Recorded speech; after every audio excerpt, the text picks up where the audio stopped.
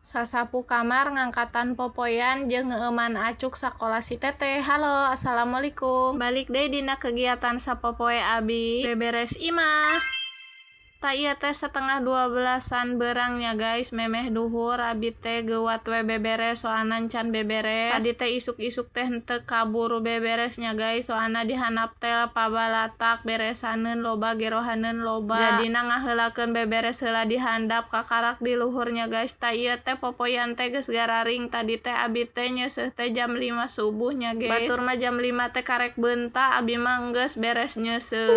Aya nu sarua jiga abi jam 5 subuh geus nyeuseuh. Pasti ayanya guys, komo anu boga budak leutik mah pasti subuh-subuh teh geus tanginas beberes. Biasana lamun anu boga orok mah leuwih tanginas, soalna hudangna leuwih awal daripada oroknya guys. Lamun dipiheulaan budak pastina bangkar teu bisa barang gawe. Betul apa betul, Mak?